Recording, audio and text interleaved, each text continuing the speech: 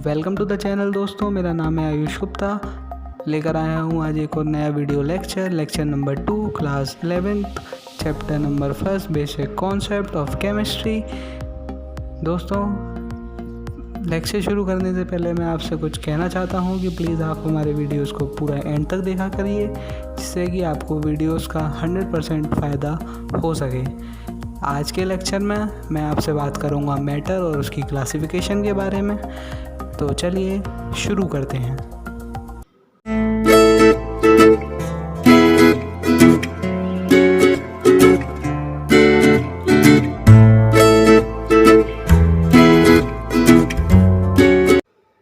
दोस्तों, अगर आपने हमारा पहला लेक्चर नहीं देखा है इस चैप्टर का, तो पहले आप जाकर प्लीज़ उसे देख लीजिए, उसके बाद आप ये लेक्चर देखिएगा।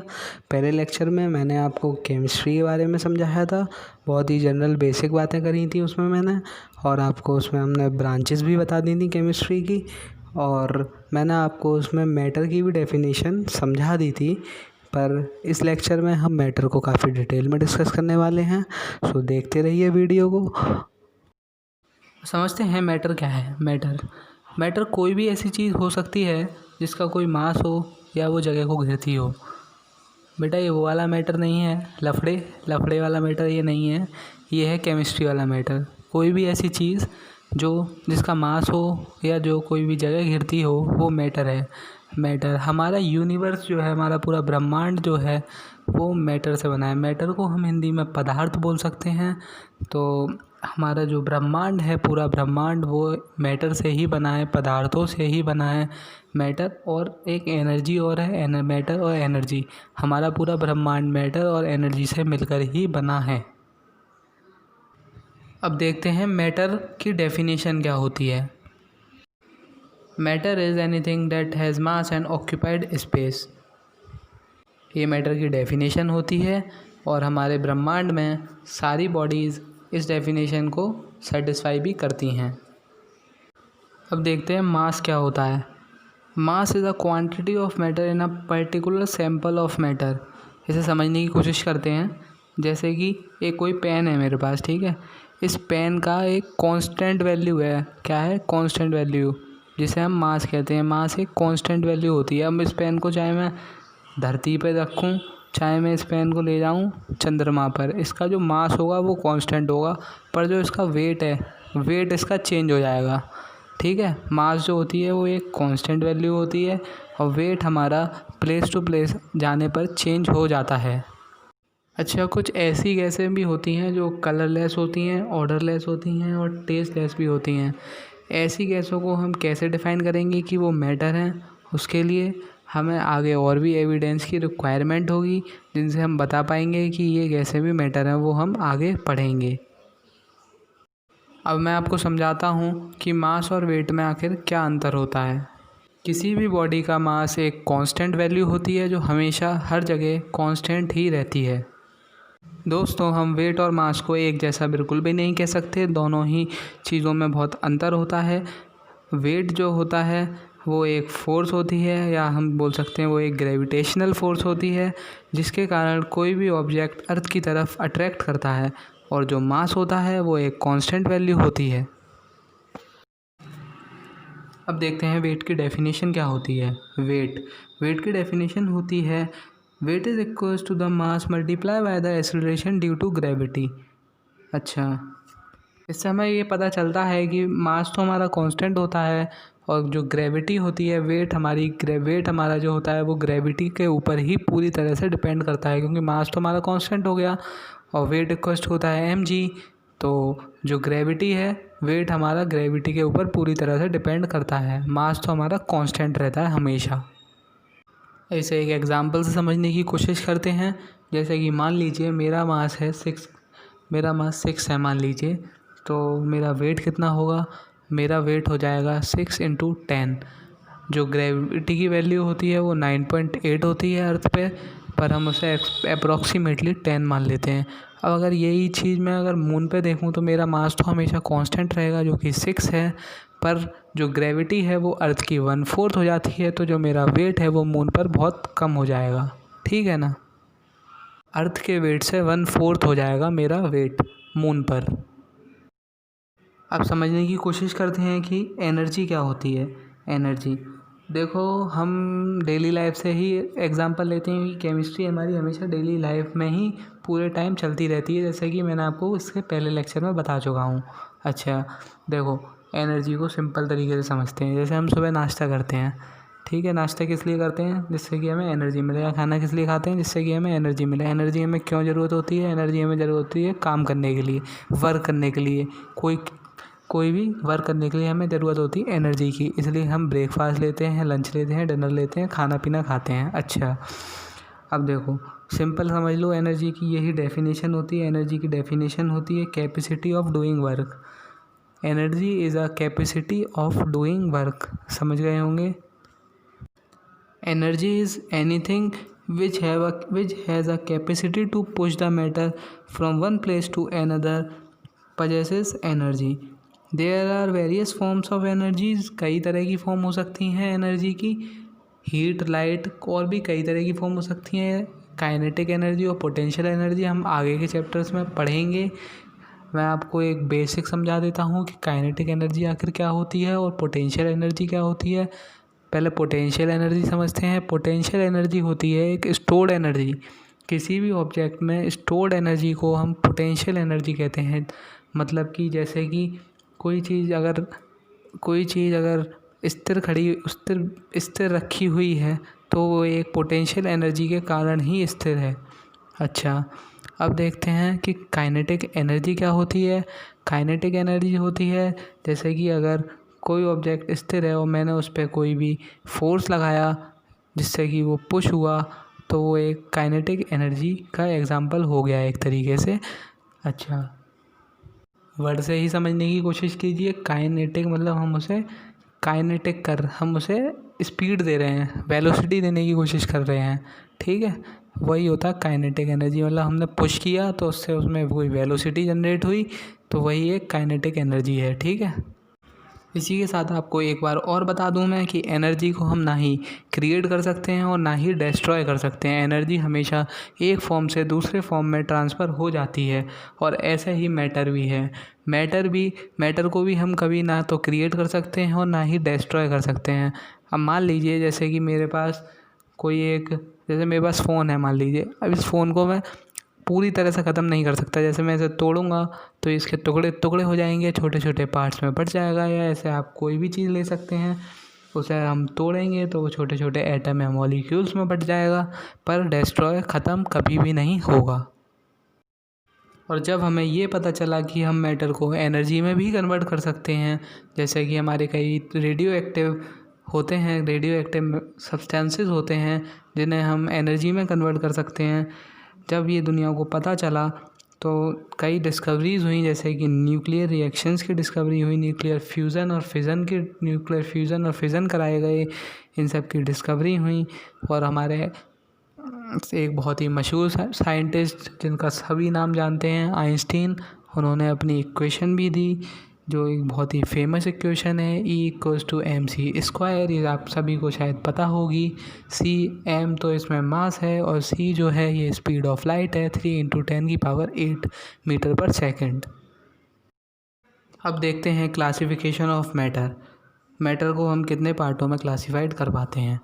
पहला होता है फिज़िकल क्लासिफिकेशन, फिर आती है इसकी केमिकल क्लासिफिकेशन। फिज़िकल क्लासिफिकेशन में हम पढ़ते हैं सॉलिड, लिक्विड, गैस। और केमिकल क्लासिफिकेशन में हम पढ़ते हैं मिक्सचर्स के बारे में, प्योर सब्सटेंसेस होते हैं जो हमारे कंपाउंड एलिमेंट, उनके बारे में। मिक्सचर हमारे 2 टाइप के होते हैं, होमोजीनियस एंड हेट्रोजीनियस। और हम कंपाउंड भी 2 टाइप के पढ़ते हैं, inorganic compounds and organic compounds. अब हम देखते हैं फिज़िकल क्लासिफिकेशन। मैटर की फ़िज़िकल क्लासिफिकेशन के बारे में अध्ययन करते हैं। जैसा कि आप इस डायग्राम में देख पा रहे हैं, 3 तरह के होते हैं फिज़िकल क्लासिफिकेशन में, सॉलिड, लिक्विड और गैस। अच्छा अब समझते हैं कि सॉलिड्स क्या होते हैं। देखो, सॉलिड्स होते हैं आपके जिनका डेफिनेट शेप और फिक्स्ड वॉल्यूम हो, ठीक है। डेफिनेट शेप और फिक्स्ड वॉल्यूम, वो होते हैं हमारे सॉलिड। अच्छा, सॉलिड मतलब पत्थर मान लो आप, कैसा होता है, फिक्स्ड वॉल्यूम होता है ना उसका, और जो होता है बहुत अच्छी तरह बाइंड होते हैं। देखिए आगे की क्लासेस में हम सॉलिड के भी टाइप पढ़ते हैं, अमरफस सॉलिड और क्रिस्टलाइन सॉलिड।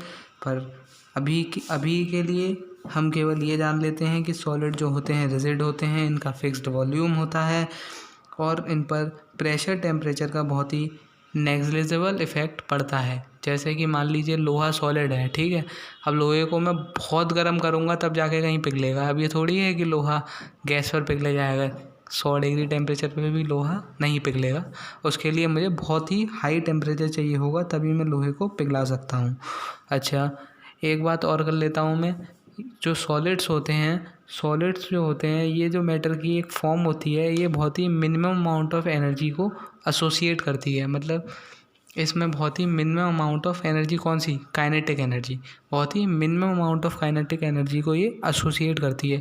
हम इसके बारे में 12th में बहुत ही डीपली पढ़ते हैं, जो कि हमारा चैप्टर होता है सॉलिड स्टेट, उसमें हम इसको बहुत ही डीपली पढ़ते हैं, है ना। अच्छा देखो, जैसे ये डायग्राम है, इसमें हमें सॉलिड दिखाई दे रहा है। इसमें जो सॉलिड के जो पार्टिकल्स होते हैं ना, वो एक दूसरे से पास पास चिपके हुए होते हैं। अभी आप केवल इतना समझ लीजिए। और लिक्विड में थोड़े दूर दिखाई देंगे और गैसेस में बहुत ज़्यादा दूर होते हैं। अब समझते हैं लिक्विड क्या होते हैं। लिक्विड ऐसे सब्सटेंसेस होते हैं जिनका कोई डेफिनेट शेप नहीं होता, ठीक है। पानी लिक्विड है, कोई डेफिनेट शेप नहीं होता, पर इनका जो वॉल्यूम होता है वो फिक्स्ड होता है। जैसे आपने एक बोतल में पानी को लिया तो वो उस बोतल में पूरा हो गया। जैसे वो 1 लीटर की बोतल है तो उसमें 1 लीटर ही पानी भरा जाएगा, फिर आप उसे दूसरे में कन्वर्ट करेंगे तो वो 1 लीटर ही रहेगा। तो जो इनका वॉल्यूम होता है वो फिक्स्ड होता है, पर शेप इनकी फिक्स्ड नहीं होती और इन पर प्रेशर और टेम्परेचर का असर पड़ जाता है। स्लाइटली इफ़ेक्ट पड़ता है, इतना ज़्यादा नहीं पड़ता पर फिर भी पड़ जाता है। आगे देखते हैं। इनमें फ़्लो करने की प्रॉपर्टी होती है। जैसे पानी बहता है, नदियाँ, समुद्र हम देखते हैं, तो इनमें फ्लोइंग प्रॉपर्टी भी होती है। और ये जो पार्टिकल होते हैं एक दूसरे के थोड़े से, क्या बोलते हैं, सॉलिड से थोड़े कम क्लोज़र होते हैं, पर गैसेस से ज़्यादा क्लोज़र होते हैं। गैसेस में बहुत ही ज़्यादा दूर होते हैं। देखिए ऐसे समझिए, सॉलिड में जो पार्टिकल, जो मॉलिक्यूल्स होते हैं वो काफ़ी पास पास होते हैं और लिक्विड में सॉलिड से थोड़े से दूर होते हैं, पर गैसेस में जो मॉलिक्यूल्स होते हैं वो काफ़ी दूर दूर होते हैं। और क्या बोलते हैं, लिक्विड में जो काइनेटिक एनर्जी होती है वो सॉलिड से थोड़ी ज़्यादा होती है। और अब समझते हैं कि गैसेस क्या होती हैं। गैसियस स्टेट सब्सटेंस ऐसी स्टेट होती है जिसकी ना तो कोई डेफिनेट शेप होती है और ना ही कोई डेफिनेट वॉल्यूम होता है। गैस को हम किसी भी वेसल में अगर भर लेते हैं तो वो वैसी ही शेप और उतना ही वॉल्यूम उसमें जनरेट कर लेती है, क्योंकि गैस पूरे में फैल जाती है। अच्छा, अब आगे देखते हैं। जो गैस पे प्रेशर और टेम्परेचर का इफ़ेक्ट सबसे ज़्यादा पड़ता है। फिर हम ये देख सकते हैं कि जो गैसियस मॉलिक्यूल्स होते हैं उनकी स्पीड भी बहुत तेज़ होती है। वो बहुत तेज़ी से फैलते हैं, इधर उधर डायरेक्शंस में बहुत तेज़ी से फैलते हैं, जिसके कारण इनकी काइनेटिक एनर्जी काफ़ी ज़्यादा होती है। तो दोस्तों अब बात करते हैं हम प्रॉपर्टीज़ ऑफ मैटर की। प्रॉपर्टीज़ ऑफ मैटर देखते हैं। जैसे हम केमिकल प्रॉपर्टी और फिज़िकल प्रॉपर्टी में बांट सकते हैं। केमिकल प्रॉपर्टीज़ वो प्रॉपर्टीज़ हो सकती हैं जिससे हम दो सब्सटेंसेस को लेते हैं, अगर हम उन्हें रिएक्ट कराते हैं उनमें जो चेंज आता है, जिससे अगर कोई नए सब्सटेंसेस फॉर्म होते हैं और जो चेंज आता है उनमें, वो हम केमिकल प्रॉपर्टीज़ हो जाती हैं वो हमारी। और फिज़िकल प्रॉपर्टीज़ वो प्रॉपर्टीज़ होती हैं जिन्हें हम फिज़िकली फील कर सकते हैं, जैसे कि सब्सटेंस का कलर, डेंसिटी, उसका melting point, refractive index, boiling point, hardness, या उसकी कंडक्टिविटी, इलेक्ट्रिकल कंडक्टिविटी, उसकी डक्टिलिटी, कुछ भी एक्सेट्रा, जो हम फिज़िकली महसूस कर सकते हैं। अच्छा, आगे हम देखें तो हम इसको फर्दर क्लासीफाई भी करते हैं। मैटर को हम फर्दर क्लासीफाई करते हैं intensive properties and extensive properties. मैंने आपको केमिकल प्रॉपर्टीज़ और इसकी फ़िज़िकल प्रॉपर्टीज़ बता दी हैं, पर इंटेंसिव और एक्सटेंसिव प्रॉपर्टीज़ की हम डेफिनेशन देखते हैं। उसकी डेफिनेशन क्या होती है। तो गाइस डेफिनेशन पढ़ने से पहले समझ लेते हैं कि आखिर इंटेंसिव प्रॉपर्टीज़ होती क्या हैं। इंटेंसिव प्रॉपर्टीज़ वो प्रॉपर्टीज़ होती हैं जो कि मैटर की क्वांटिटी के ऊपर डिपेंड नहीं करती हैं, जैसे कि बॉइलिंग पॉइंट, मेल्टिंग पॉइंट या उसकी डेंसिटी। जैसे कि मैं पानी का एग्जांपल ले लेता हूँ। पानी का बॉइलिंग पॉइंट 100 होता है, चाहे आप भगोना भरकर पानी को उबालें, चाहे आप एक गिलास पानी को उबालें, वो 100 डिग्री टेम्परेचर पर ही उबलेगा। आगे देखते हैं, अब समझते हैं एक्सटेंसिव प्रॉपर्टीज़ क्या होती हैं। एक्सटेंसिव प्रॉपर्टीज़ जस्ट इसकी उल्टी होती हैं, जो मैटर की क्वांटिटी पर डिपेंड करें उन्हें हम एक्सटेंसिव प्रॉपर्टी कहते हैं। जैसे कि वॉल्यूम हुआ, वेट हुआ, एनर्जी, ये सब हमारी एक्सटेंसिव प्रॉपर्टीज़ होती हैं। तो आज के वीडियो में इतना ही दोस्तों। इसके अगले लेक्चर में मैं आपको बताऊंगा लॉज ऑफ केमिकल कॉम्बिनेशन के बारे में। आज के वीडियो में मैंने आपको इसकी फ़िज़िकल क्लासिफिकेशन समझा दी। आप मुझे कमेंट बॉक्स में बताइए कि मैं इसकी केमिकल क्लासिफिकेशन आपको बताऊं या नहीं। केमिकल क्लासिफिकेशन में हम मिक्सचर के बारे में पढ़ेंगे। मिक्सचर हमारे 2 टाइप के होते हैं, होमोजीनियस, हेट्रोजीनियस। और हम इसमें आपके एलिमेंट्स और हम इसमें आपके कंपाउंड्स के बारे में भी पढ़ेंगे। ये सब आप अपने 9th क्लास में शायद पढ़ चुके होंगे। आप मुझे कमेंट बॉक्स में बताइए कि मैं आपको इसके लिए लेक्चर बनाऊं या नहीं। मैं अपने अगले लेक्चर में सोच रहा हूं कि लॉज ऑफ केमिकल कॉम्बिनेशन ही ले लेता हूं। काफ़ी इंटरेस्टिंग टॉपिक है वो, और मैं आपसे रिक्वेस्ट करूंगा कि जब मैं वो टॉपिक पढ़ाऊं तो आप उसके क्वेश्चन भी कीजिएगा। मैं भी देखूंगा, आपको क्वेश्चन कराने की कोशिश कराऊंगा क्वेश्चन न्यूमेरिकल उसके कराऊंगा, या वो न्यूमेरिकल का अलग ही लेक्चर बना दूंगा, या तो उसी के साथ में कराऊंगा। पर उसके न्यूमेरिकल बहुत इंपॉर्टेंट है, तो न्यूमेरिकल आपको करने पड़ेंगे। तो बने रहिए हमारे साथ और देखते रहिए हमारी videos. Thank you so much guys for watching the video. मैं मिलता हूँ आपको इसके अगले लेक्चर में। तब तक के लिए जय हिंद, जय भारत।